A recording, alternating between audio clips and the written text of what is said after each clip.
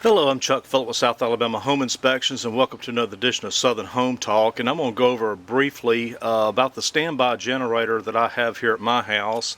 This was installed back in 2006, and it's a 15 kilowatt model. And it's also properly labeled here to let any lineman know that there is a backup generator system to this house. So anytime the power fails, this switch will disconnect the power at the road and then energize the generator down below. So we'll walk down to that now.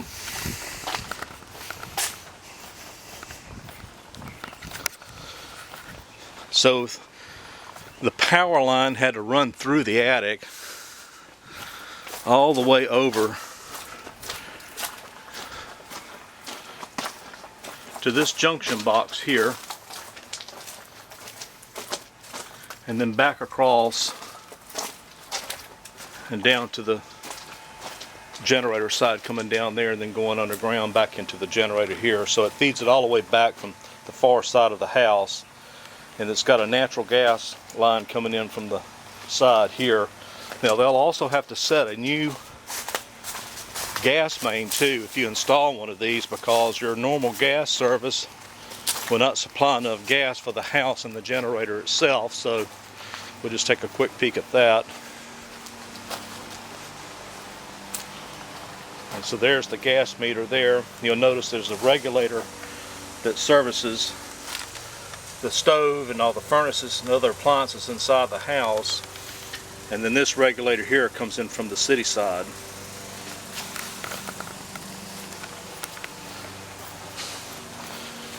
And it's also kind of a good idea to build yourself a little generator room around it. It kind of helps keep the unit protected, keeps kids from maybe getting in here and playing with it.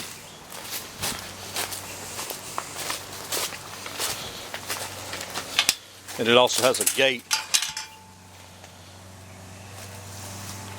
And you can also put a padlock on your latch here to keep people out as well.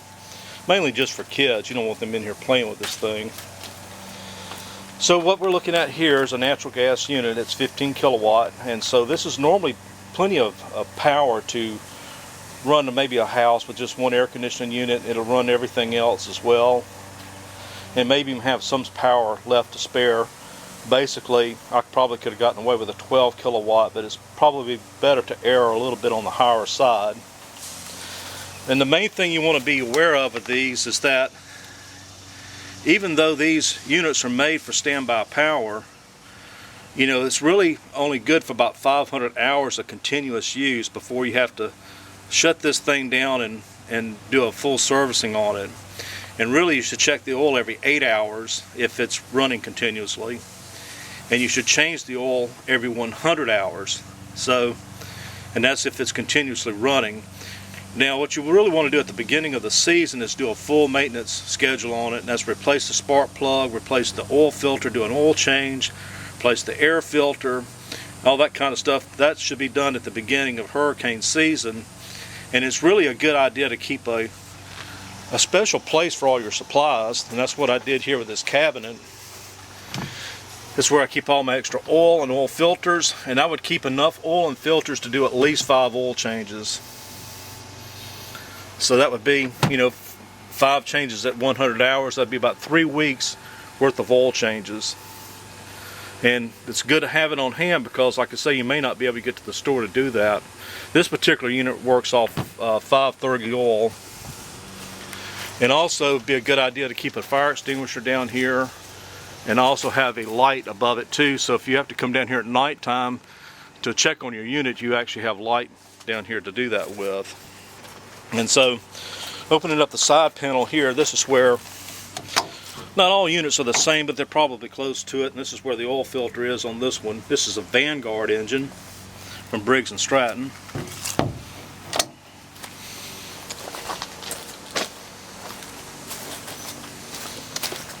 And this here where you would check the oil. So it's really good to keep this area really clean. So I actually recommend putting gravel around it. It does a pretty good job of keeping sand and stuff and dirt from maybe washing inside the unit. Another thing that'd be good to have is also a battery jumper.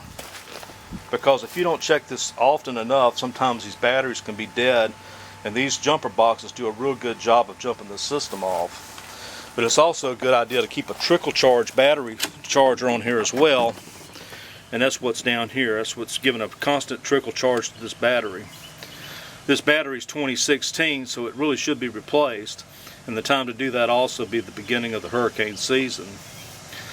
And one thing I will say about this is that I don't quite so much like about this is I had to replace this printed circuit board a few days ago because it shorted out, and the only way to fix it was to replace the entire unit. And so, you know, that's what it is, and those are safety features that are put in there to keep the unit from burning up. So you just got to be aware of that some of these units come with printed circuit boards that control some of the functions on these. It's not just straight up pull and go. So that's kind of a thing I don't quite like. I'd much rather a generator be very simple, and it should be just on off, and because if you don't have power, who wants to be going through a lot of fault codes to find out what the issue is? And so this is what the circuit board looked like. And it's also interesting to note that it had a fuse inside this printed circuit board too on the back side of it, but that wasn't the problem with this particular one here.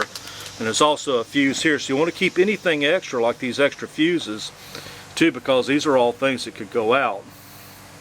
And so most of these generators are set to do a weekly exercise, and that's done by pushing this button here, and we'll set the time of what time of day you want this thing to go through an exercise. But you can also manually start it by pushing this button here. That's big.